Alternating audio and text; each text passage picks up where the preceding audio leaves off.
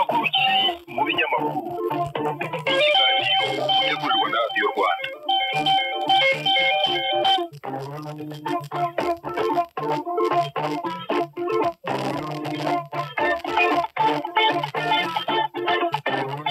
Reka tubasuze tubifuriza ibihe byiza twinjirane kandi mu kiganiro cy'uyu munsi makuru cy'umunyamakuru nk'uko bisanzwe mba ndi Nyirarukundo Xavera. Munange Jean Daniel Sindayigaye. Jean Daniel duhere hehe? Xavera reka cyane tucyanzikire kuri iyi nkuru ya The New Times ifite umutwe ugira uti RDF says committed to protection of civilians in car despite death of Rwandan peacekeeper. Reka tugenekereze mu Kinyarwanda. Jean Daniel bishatse kuvuga ngo RDF arizo ngabo z'u Rwanda ivuga ko yiyemeje kurengera abaturage ba civili muri Centre Africa nubwo hari umwe mu basirikare bayo wahaburiye ubuzima. Ibi RDF yabitangaje nyuma y'urupfu rw'umusirikare w'u Rwanda wari mu butumwa bw'amahoro bw'umuryango w'abibumbye wapfiriye muri Centre Africa kuwa gatatu w'iki cyumweru mu mirwano yo kubuza inyeshyamba kwinjira mu murwa mukuru Bangui. Nubwo iyi nkuru tuyisoma muri The New Times ariko Jean Daniel hari n'ibindi binyamakuru n'ibitangazamakuru byayigarutseho mu buryo butandukanye nk'aho mumvaho nshya bagize bati RDF yunamiye umusirikare w'u Rwanda waguye mu butumwa bw'amahoro muri Centre Africa. Muri Kigali Today naho bati Centre Africa igitero cy'inyeshyamba cyaguyemo umusirikare w'u Rwanda undi arakomereka. Urupfu rw'uwo musirikare rwatangajwe nyuma y'igitero cyagabwe ku ngabo ziri mu butumwa bw'umuryango w'abibumbye bikozwe n'ihuriro ry'inyeshyamba rya CPC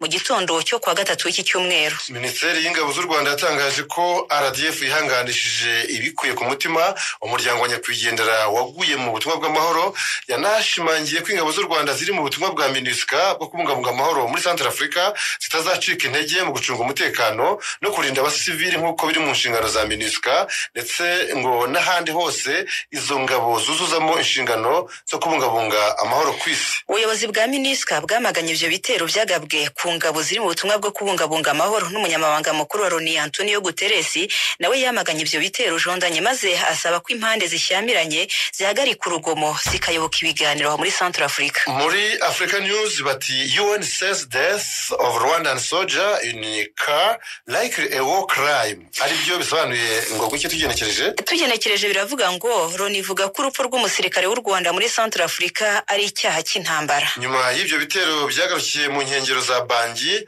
amashyaka ya politiki na societe civile byarahagurutse birabyamagana bishimangira ko hakwiye ibiganiro hagati y'abanya-Centre Africa ubwabo nk'uko bigaragara ku rubuga rwa Radio RFI. Nyuma y'ibyo bitero ibintu byagiye bicayuka gahoro gahoro ku buryo amakuru yatangiye kugenda yisukiranya nk'aho mu gihe bagize bati kijondanye. Bagize bati ingabo ziri mu z'u Rwanda zisha abarwanyi barenga 30 mu gitero cyaguyemo umusirikare umwe muri Centre Africa, umusirikare w'u Rwanda. Iyi nkuru kandi gakomeza ivuga ko imitwe yitwaje intwaro ishyigikiwe na General François Bozize wabaye perezida wa Centre Africa yashakaga kwambuka ikiraro gihuza agace ka Bimbo n'umujyi wa Bangui kugira ngo yinjire mu murwa mukuru, maze ingabo z'u Rwanda zifite inshingano zo kuwurinda zibabera ibamba zibasubiza inyuma. Muri uko kubasubiza inyuma rero ingabo ziri mu z'u Rwanda zishe abarwanyi 32 hanyuma zifata abandi 5 n'ibikoresho bitandukanye birimo intwaro nk'imbunda n'amasasu. Iyi nkuru igakomeza kandi ivuga ko bukeye bwaho no kuvuga ejo bundi kuwa kane ingabo z'u Rwanda zashyikirije inzego zishinzwe umutekano za Centre Africa inyeshyamba zafashwe kuwa gatatu ubwo zagabaga ibitero ku birindiro by'izi ngabo biherereye mu gace ka Bimbo. Minisitiri w'umutekano w'imbere mu gihugu cya Centre Africa Brigadier General Henri Wanzeti Lingisala yasabye abaturage b'igihugu cye gufatanya n'abashinzwe umutekano mu bikorwa byo kubungabunga bagatanga amakuru yaho babonye abagizi ba nabi. Ibi kandi The New Times yabyanditse ivuga ko guverinoma ya Centre Africa yahamagariye urubyiruko guhaguruka rugatanga umusanzu warwo mu kurwanya inyeshyamba ishinja kubangamira inzira y'amahoro n'ituze mu gihugu cyabo. Agatabo muri Centre Africa baracyategereje bizatangazwa n'urukiko rurinda iremezo ry'itegeko nshinga bitarenze kuwa mbere w'icyumweru gitaha kubirebana n'ibyavuye mu matora yabaye ku ya 27 Ukuboza umwaka ushize, ahabaye amatora y'umukuru w'igihugu akomatanyije n'ay'abadepite. Agataho jondanye ku mwanya w'umukuru w'igihugu Perezida Harikonje Faustin Touadera ushaka manda ya kabiri niwe watangajwe mu majwi y'agateganyo ko yagize harenga 53%, gusa abandi bakandida barenga 10 bari bahatanye babiteye utwatsi bagana inkiko. Savera mbere yo kuva kuri Centre Africa tubabwire ko igihugu cya Chad cyahakanye kivuye inyuma ko nta ruhare na ruto gifite mu bibera imbere muri icyo gihugu cya Centre Africa. Reka iyo ngingo tunayiveho dukomereze kuri iyi nkuru ivuga ko u Rwanda rwaguze ibyuma bibika inkingo za COVID-19. Ni inkuru dusoma mu binyamakuru n'ibitangazamakuru byiganjemo ibyo mu Rwanda nka Imvaho Nshya ivuga ko ikigo cy'igihugu cy'ubuzima RBC cyatangaje ko kugeza ubu u Rwanda rufite ibyuma bikonjesha bifite ubushobozi bwo kubika ubwoko bwose bw'inkingo za COVID-19 zimaze gukorwa n'ibihugu binyuranye byo kuri iyi si. Ubuyobozi bw'icyo kigo cya RBC bukavuga ko izi firigo ari nshya zikaba zirengeje ubushobozi izisanzwe mu Rwanda kubera ko zifite ubushobozi bwo gukonjesha hagati ya dogere 40 na dogere 86 munsi ya zero. Ni firigo eshanu zifite agaciro ka miliyoni zirenga 50 z'amafaranga y'u Rwanda, zikaba zije ziyongera ku zindi zihari zose zizifashishwa mu kubika neza inkingo za COVID-19. RBC ivuga ko yiteguye kwakira inkingo z'iki cyorezo igihe cyose zizaba zigeze mu Rwanda. U Rwanda kandi rukaba rwaramaze gutanga ubusabe bwarwo bw'inkingo za COVID-19,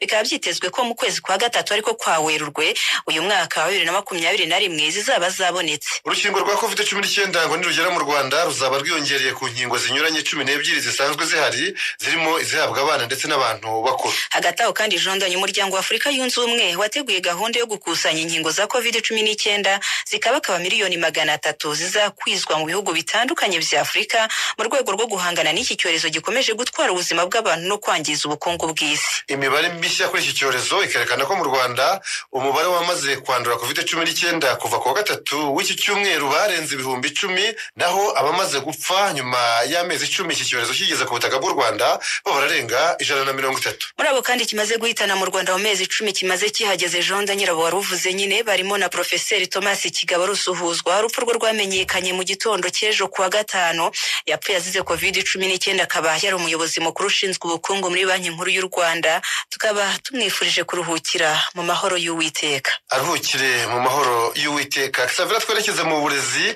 aho Turikiya ifite gahunda yo kwishyurira abanyarwanda bashaka kujya kwigayo. Iyi nkuru yo muri Kigali Today Jonda nyeri gatangira ivuga ko ubufatanye bw'u Rwanda n'igihugu cya Turikiya mu bijyanye n'uburezi bwazamutse cyane muri iyi myaka ku buryo ubu Turikiya yishimira ko imaze gutanga za buruse ku banyarwanda 225 biga mu byiciro bitandukanye harimo undergraduate, masters na PhD binyuze muri gahunda yo gutanga za buruse zo kwiga yashyizweho n'igihugu cya Turikiya yitwa Turkiye Scholarships Program. Ambasaderi wa Turikiya mu Rwanda yavuze ko yishimiye kurarikira abanyeshuri b'abanyarwanda kugerageza amahirwe yabo bagasaba buruse za Turkiye Scholarships. Gusaba buruse muri uyu mwaka bikaba byaratangiye tariki ya 10 muri uku kwezi kwa mbere, bikazarangirana na tariki ya 20 mu kwezi gutaha kwa Gashyantare. Kubera amateka n'umuco wa Turikiya ngo bikurura abanyamahanga benshi bajya kwiga muri icyo gihugu, mu myaka 10 ishize umubare w'abanyamahanga bajya kwiga mu mashuri makuru yo muri Turikiya wiyongereho 75% nk'uko imibare yavuba ahangaha ibigaragaza Jondanye. Xavier, ibyo byatumye ubu Turikiya iba kimwe mu bihugu byakira abanyeshuri benshi b'abanyamahanga baturutse hirya no hino ku isi, kuko ubu baragera ku 150, abagera ku 17 muri bo bakaba biga kuri buruse ya leta nyine ya Turikiya. Gahunda ya Turkiye Scholarships ikaba yaratangiye muri 2010, icyo gihe yakiriye abanyeshuri 40,000 baturutse hirya no hino ku isi. Iyo gahunda ya buruse itangwa na Turikiya, abayibonye bishyurirwa amafaranga y'ishuri bagahabwa kwiga ibyo basabye muri za kaminuza basabye, bakagira amafaranga bagenerwa buri kwezi n'ibyo kubatunga, bagahabwa n'ubwishingizi bwo kwivuza. Ababonye kandi iyo buruse bagomba kwiga ururimi rw'Igiturukiya umwaka umwe kugira ngo bamenyereye icyo gihugu baba bigamo. Uyu ambasaderi wa Turikiya mu Rwanda akaba yifuriza amahirwe abanyeshuri bose bifuza kujya kwiga muri Turikiya, akandi ko ngo yizeye ko muri uyu mwaka hari abanyeshuri b'abanyarwanda benshi bazabona ayo mahirwe yo kujya kwiga mu gihugu cye cya Turikiya. Tukiri kuri iyo ngingo y'uburezi Jondanyeri, ariko noneho bw'u Rwanda mu gihe cyiciro cy'amashuri y'incuke n'abanza kuva mu mwaka wa mbere kugeza mu wa gatatu kizatangira ejo bundi ku wa mbere tariki 18 z'uku kwezi kwa Mutarama, Minisiteri y'Uburezi yamaze kugaragaza uko gushyira abarimu mu myanya icyiciro cya gatatu bihagaze. Iyi minisiteri yariyo Mineduc ihereye mu mashuri abanza Xavera ivuga ko abasabye akazi ko kwigisha ari 27,372, abujuje ibisabwa ni 19,817, barimo abize uburezi 4,587 n'abandi 15,230 batabwize. Mineduc ikomeza ivuga ko muri aya mashuri abanza hakenewe abarimu 15,439, naho abamaze gushyirwa mu myanya nibura bakaba ari 15,000 n'umwarimu umwe. N'umwarimu umwe. Mu mashuri yisumbuye Mineduc ikavuga ko hasabye 32,150 abujuje ibisabwa ni 13,576 barimo abize uburezi 8,000 n'abarimu 47 n'abandi 5,529 batize iby'uburezi.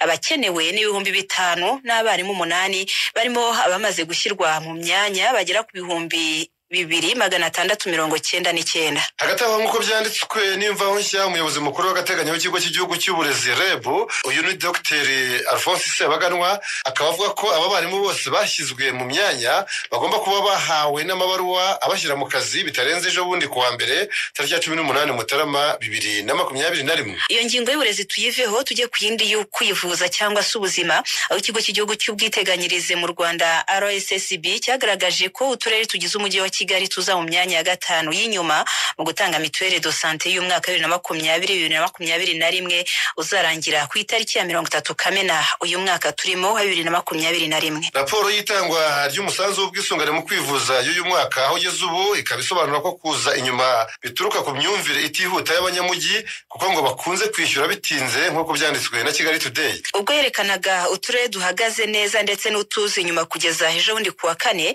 umukozi wa RSSB ushinzwe ubukangurambaga bwa mituelle de santé yavuze ko uturere tw'icyaro ari two tuzi imbere mu gutanga mituelle. Atubwitabire muri rusange ugeze kuri 84% ni ikigereranyo cyiza. Uturere 5 turi imbere ni Gisagara igeze kuri 93.7%, hakaza Gakenke na 92%, Nyaruguru ifite 91%, Ruhango 90%, naho Nyamagabe ikagira 89.9%.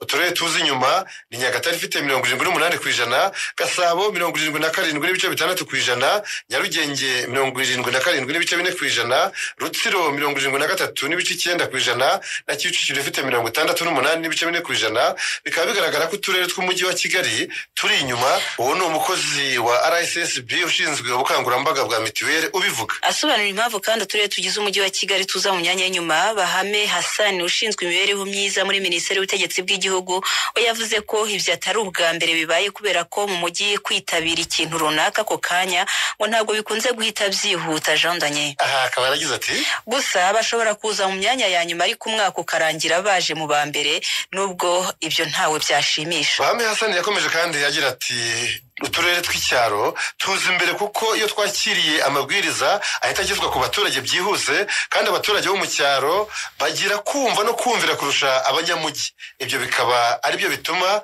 utwo turere twabo tuza mu myanya ya nyuma yavugaga nyine abanyamujyi. Atabanyacyaro bagira kumva no kumvira niyo mpamvu bazi imbere. Mbere yo kuva ku byanditswe ku Rwanda reka tunabasigire iby'ingenzi mwamenye ku makipe azahatana n'u Rwanda mu irushanwa rya CHAN ryatangiye mu gihugu cya Cameroon kuva kuri wa gatandatu. Nk'uko byanditswe n'ibitangazamakuru n'ibinyamakuru byiganje bya hano mu Rwanda, ikipe y'Amavubi iri mu itsinda rya 3 rizakinira mu mujyi wa Douala ari kumwe muri iryo tsinda na Maroc, Uganda ndetse na Togo. Ikipe ya Maroc ni ifite igikombe cya CHAN giheruka cyo muri 2018. Imisambi yariyo kipe ya Uganda ikabitozwa na Jonathan McKinstry uyu yirukanywe mu ikipe y'igihugu cy'u Rwanda Amavubi. Mu nshuro enye Uganda yitabiriye CHAN nta na rimwe yari yarenga amatsinda. Gusa umutoza wayo nyine uyu Jonathan McKinstry akaba yarutse gutangaza ko ahafa azabageza arabagejeje Amavubi muri 2016. Mbese muri kimwe cya kane kirangiza nabwo kandi irushanwa ryari ryabereye mu Rwanda. Kandi nanone niho kuri Amavubi yageze kuva yatangira gukina CHAN muri 2011. Ni ku nshuro ya 4 Amavubi agiye muri CHAN. Mu itsinda rya 3 kandi hari Togo yitabiriye bwa mbere irushanwa rihuza abakinnyi bakina imbere mu bihugu byabo. Mbere yo kwerekeza muri Cameroon, Amavubi yabanje gukina imikino 2 ya gicuti na Congo Brazzaville aho uwa mbere amakipe yombi yaguye miswi y'ibitego 2-2 naho bwa kabiri byagenze bite Jonzanye. Mu mukino wa kabiri Amavubi yaje gutsindwa igitego kimwe ku busa. Ese gahunda y'imikino ku Mavubi iteye ite mu itsinda ryayo ajo rya 3? Ejo bundi kuwa mbere hazacakirana n'imisambi ya Uganda hazakurikizaho Maroc nyuma yikuze Togo. Iki gikombe cya CHAN kikaba gikiniwe ku nshuro ya 6 uhereye ku cya mbere cyo muri 2009 cyakiniwe muri Côte d'Ivoire. Kuri iyi nshuro cyagombaga kuba umwaka ushize wa 2020 ariko kiza kwimurwa na COVID-19. Agato kandi ntimuzabaririza uko byagendekeye Amavubi y'u Rwanda kubera ko RBA urwego rw'igihugu rw'itangazamakuru rubabereye i Douala.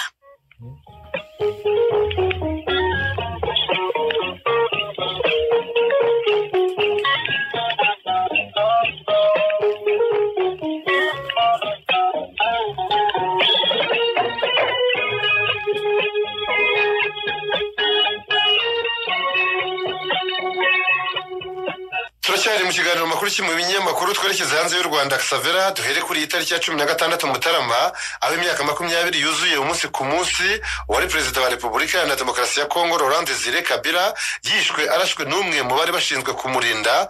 Yari amaze imyaka isaga gato 3 ku butegetsi, yari yasimbuyeho Marshal Mobutu Sese Seko. Igihugu cyitwa Zaire nicyo gihe Mobutu yategekeye.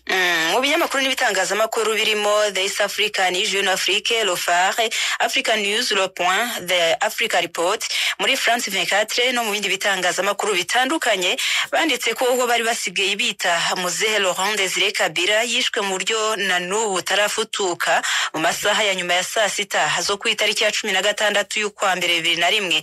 Urupfu rwe rwahuriranye neza nuko haburaga amasaha makeya w'imyaka 40 yuzure hishwe undi munyapolitike Patrice Emery Lumumba wabaye minisitiri w'intebe wa Kongo ikimara kubona ubwigenge jondanye. Niwe nyine wabaye minisitiri w'intebe wa mbere wa Kongo, iki gihugu kikimara kubona ubwigenge mu 1960.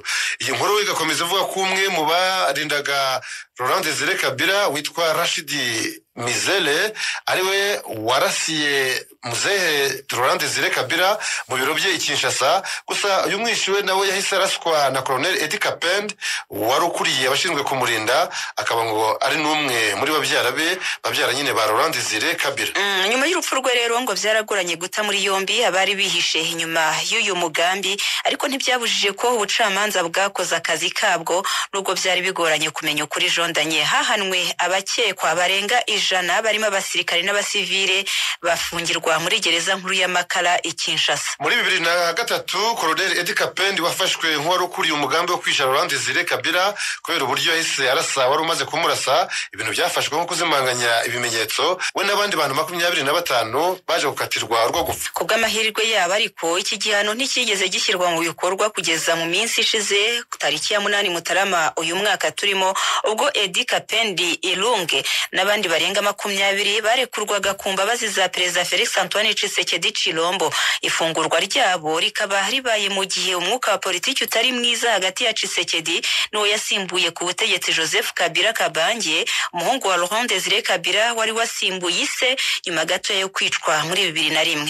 Itangazamakuru iyi nkuru ryayisamiye hejuru ritangira kuyandikaho mu buryo butandukanye nka The Africa Report yagize iti DRC Tshisekedi pardons those convicted in the killing of Laurent Désiré Kabila. Tugenekereje mu Kinyarwanda bishatse kuvuga ngo Perezida Tshisekedi wa Kongo Kinshasa yababariye abahamijwe kwica Laurent Désiré Kabila. Kuri VOA Afrique nabo bati grâce présidentielle pour Edi Kapend condamné pour l'assassinat du président Laurent Désiré Kabila. Bese imbabazi z'umukuru w'igihugu kuri Edi Kapend wari warahaniwe yishwa rya Perezida Laurent Désiré Kabila. Kuri televiziyo CGTN ho bati Perezida wa Kongo Kinshasa yababariye habishe Laurent Désiré Kabila. Muri Jeune Afrique iyi nkuru bayihaye umutwe ugira uti assassinat de Laurent Désiré Kabila. Edi Kapend et ses co-accusés sont sortis de prison. Tugenekereje mu Kinyarwanda bikaba bivuga ngo biravuze ngo Edi Kapend nabo baregewe hamwe yicwa rya Laurent Désiré Kabila basohotse mu gihome.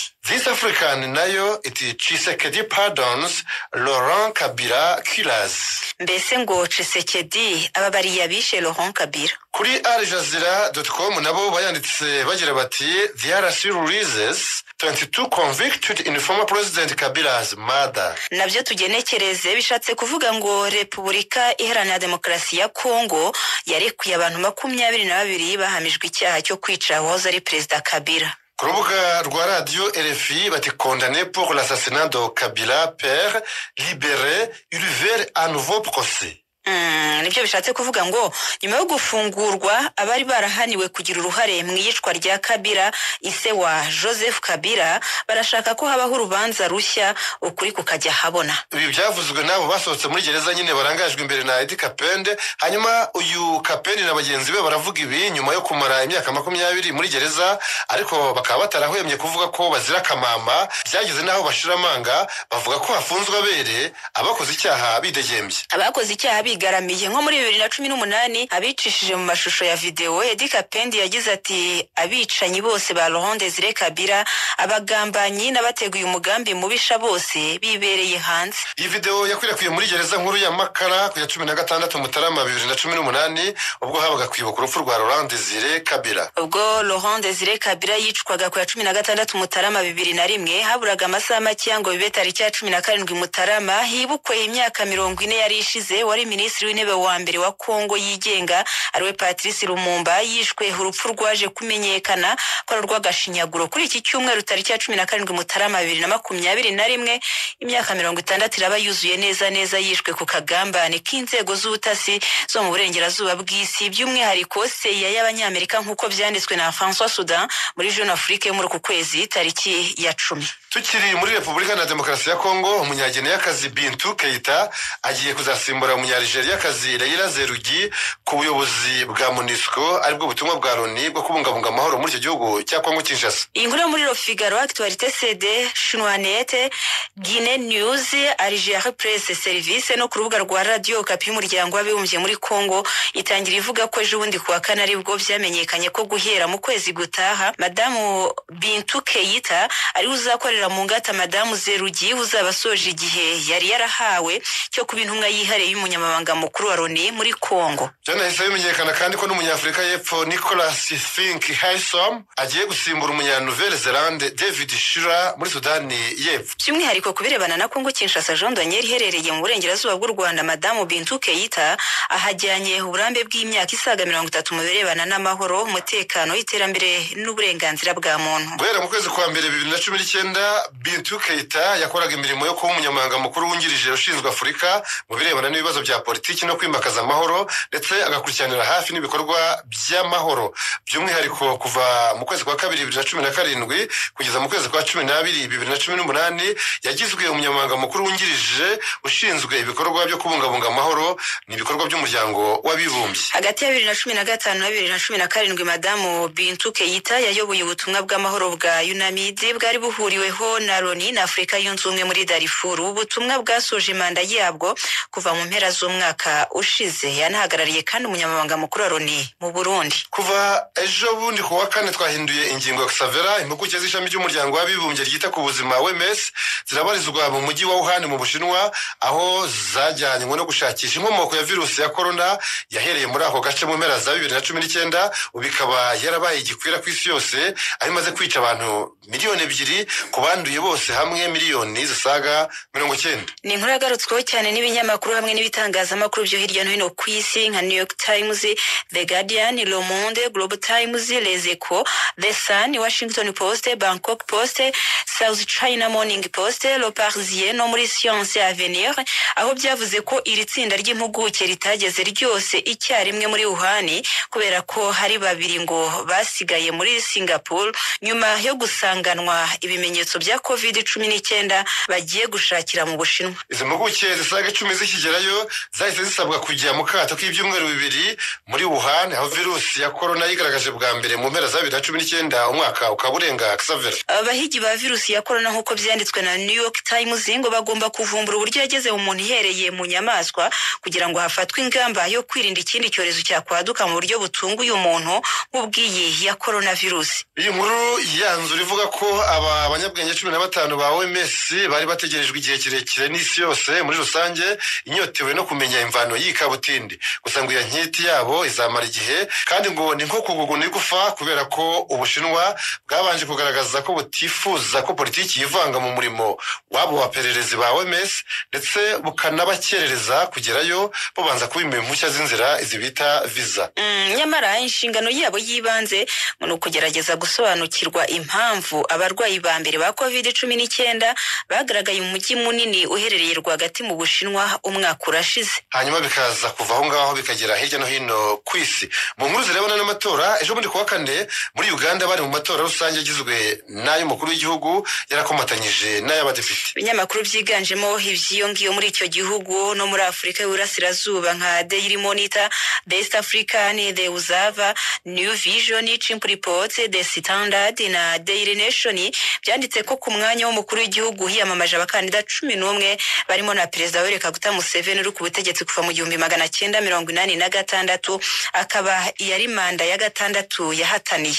Muri abo bakandida 11 kandi harimo umugore umwe rukumbi ari we Nancy Kalembe. Kugira ngo atazaba icyiciro cya kabiri cy'amatora y'umukuru w'igihugu, umukandida watsinze Xavera ngo agomba kubona nibura amajwi 51%. Bitabaye ibyo babiri ba mbere bakazaba ari bahatana mu cyiciro gikurikiyeho. Mbese cya kabiri kubirebana n'abadepite hahataniwe imyanya 529 yo mu nteko ishinga amategeko yaho muri Uganda. Muri Congo Brazzaville ho amatora y'umukuru w'igihugu akaba ateganijwe mu kwezi kwa gatatu uyu mwaka. Yamakuru Jeune Afrique cyanaze yakajisho maze gisanga President Denis Sassou Nguesso umaze imyaka irenga 30 ku butegetsi yaragiriwe icyizere n'ishyaka rya PCT kugira ngo azakomeze kurihagararira muri ayo matora. Mu gihe ishyaka PCT ritegetse imyaka yose hamwe 46, Xavera General Denis Sassou Nguesso w'imyaka 77 y'amavuko uyategetse Congo Brazzaville mu bihe bibiri bihwanye n'imyaka 36 kugeza ubu. Ubwa mbere yamaze imyaka 13 avuye mu 1979 ageza mu 1992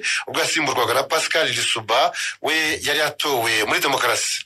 Bigeze mu 1997 aho muri Congo Brazzaville havutse intambara yisubiranamo maze afashijwe n'ingabo za Angola. Sassou Nguesso hagaruka ku butegetsi kugeza na n'ubu.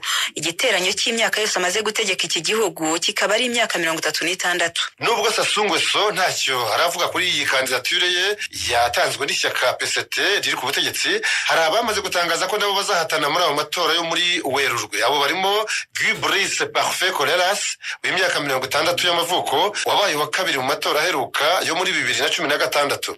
Hari kandi na Mathias John w'imyaka 73 wabaye minisitiri w'imari aho muri Congo Brazzaville kuva mu 1997 kugeza muri 2002. Tukiri kandi ku by'amatora Jean Daniel muri Benin ho biracyagoranye kumenya umubare w'abafite agahiyahiyo ko kuzahatana mu kwezi kwa kane uyu mwaka. Jeune Afrique ivuga ko hakiri imbogamizi ya politiki yo kutumvikana ku kiswe abishingizi mu matora cyazanywe mu mavugurura y'Itegeko Nshinga ry'icyo gihugu yabaye muri 2019. Abari ku butegetsi n'abatavuga rumwe nabwo na n'ubu ntibarabasha guha umurongo iki kibazo kuko hari n'abasaba ko hubahirizwa Itegeko Nshinga ryo mu 1990. Abatavuga rumwe n'ubutegetsi bagatangaza ko kuvugurura Itegeko Nshinga byazambije politiki yo muri Benin ku buryo ngo nta gihindutse nta matora aciye mu mucyo ashobora kwitegwa muri icyo gihugu cya Benin. Ari n'abasanga Perezida Patrice Talon watagomba kwihitiramo abo bazahatana muri abo matora hakurikijwe nyine uburyo Itegeko Nshinga ryo muri 2019 rivuguruye. Iyi nkuru ikanzura yibutsa ko Benin hari cyo gihugu cya Afurika cyabanjirije ibindi mu kwikemurira ibibazo bya politike binyuze mu nama yo ku rwego rw'igihugu. Inama yaje kumenyekana ku izina rya Rukokoma. Hari mu nama yo mu kwezi kwa kabiri 1990 ifatwa nko kuza kwa demokarasi muri Benin yategekwaga icyo gihe na General Mathieu Kerekou wari wageze ku butegetsi aciye muri coup d'etat yo muri 72. Nyuma y'iyo nama y'Ikotonou yacocewemo ibibazo byose bya Benin hahise hatangira politiki ishingiye ku mashyaka menshi, hanategurwa amatora y'umukuru w'igihugu mu kwa gatatu 1991 aho General Mathieu Kerekou yaje gutsindwa na Nicéphore Soglo n'amajwi 67.73%. Ubwo kandi hari hatangiye ubutegetsi bugendera kuri manda. Kuri za manda Mathieu Kerekou yemeye ko yatsinzwe ajya gutegura gahunda ye, maze nyuma y'imyaka 5 ya manda ya mbere ya Soglo habaye andi matora. Kuri inshuro noneho Kerekou yaje kuyatsinda ndetse anongera gutorwa muri 2001 kugeza muri 2006 ubwo yahagarikaga ibyo kwiyamamaza.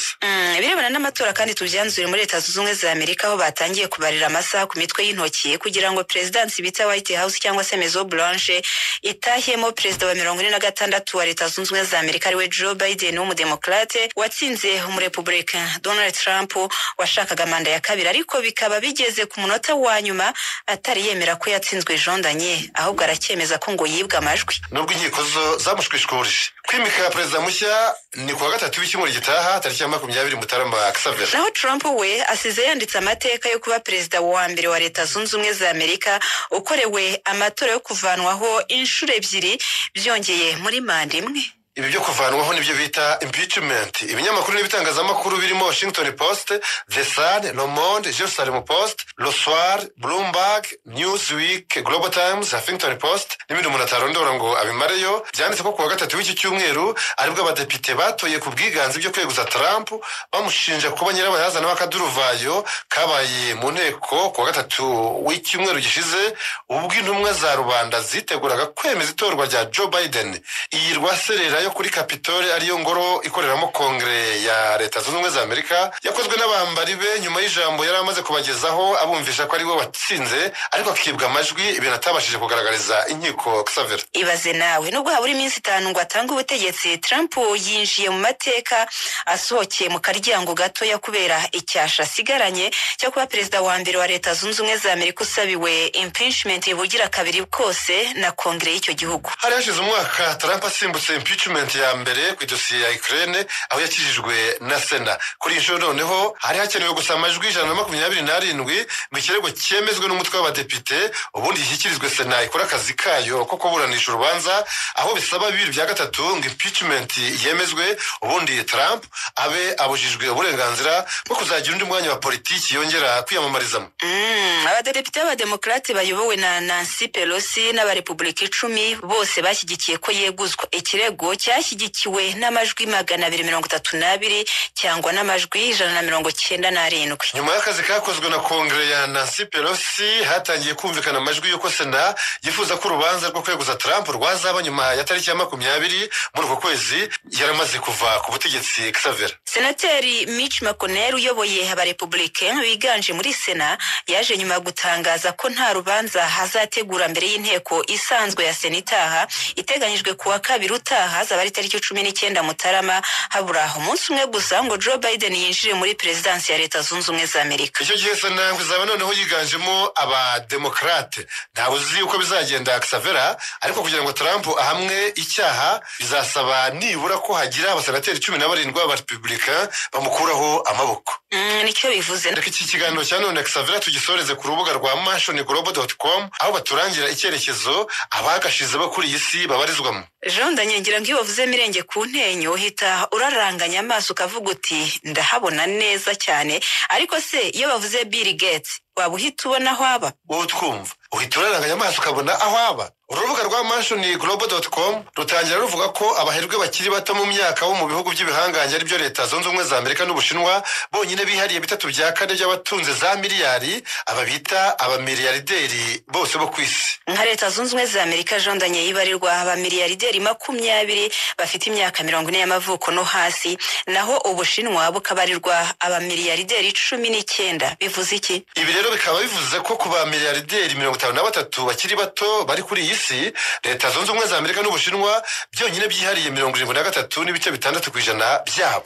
Iyi nkuru kandi ikomeza ivuga ko hari abaherwe barigwije kuri uyu mubumbe wa Nyagasani ukunda kumva kenshi ariko ukawutaza aho batuye. Ku isonga hari Bill Gates w'imyaka 60 y'amavuko akaba atunze miliyari 81 z'amadolari ya Amerika, yibera i Medina mu mujyi muto wubatse ku kiyaga cya Washington ani muri leta ya Washington mu gihugu cya Leta Zunze Ubumwe za Amerika. Ku mwanya wa kabiri haza Jeff Bezos w'imyaka 52 y'amavuko, ubutunzi bwe ni miliyari 67 z'amadolari ya Amerika, nawe yibera i Medina muri leta ya Washington. Ku mwanya wa gatatu hari Warren Buffett w'imyaka 86 y'amavuko, ubutunzi bwe ni miliyari 65 aya ni amadolari ya Amerika, yibera hitwa Omaha ni muri leta ya Nebraska muri Leta Zunze Ubumwe za Amerika. Ku mwanya wa kane hari Mark Zuckerberg w'imyaka 32 y'amavuko, ubutunzi bwe ni miliyari 55 na miliyoni 500 n'amadolari ya Amerika, we yibera hitwa Palo Alto muri leta ya California. Naho ni muri Leta Zunze Ubumwe za Amerika. Ku mwanya wa gatanu hari Larry Ellison w'imyaka 72 y'amavuko, ubutunzi bwe ni miliyari 49.3 aha ni mu madolari, akaba atuye ahitwa Woodside muri California mu gihugu cya Leta Zunze Ubumwe za Amerika nawe. Naho ku mwanya wa gatandatu hari Michael Bloomberg w'imyaka 74 y'amavuko, ubutunzi bwe burabarirwa muri miliyari hafi 45, atuye Manhattan, New York. Muri Leta Zunze Ubumwe za Amerika mwabyumvise rero bose ko ari abanyamerika bakiriye mu gihugu cyabo bakarenga n'imipaka yacyo bakamamara imahanga. Ubu yenda harabatangiye kwibaza bati harya twebwe iwacu abaherwe bacu batura hehe? Ni byiza kugira amatsiko yo kuhamenya, ariko mu Kinyarwanda kirazira kurunguruka mu bikari by'abandi. Muramenye ngayo nguko ni nuko tucyanze ikiganiro cy'uyu munsi. Tuzongera duhure ku wa gatandatu utaha. Hagati ariko ufata umuntu wese nk'uwakwanduza COVID-19 dukomeze twirinde. Nari Nyirarukundo Xavera, nanjye nkaba Jean Daniel Sindayigaya. Ibihe byiza.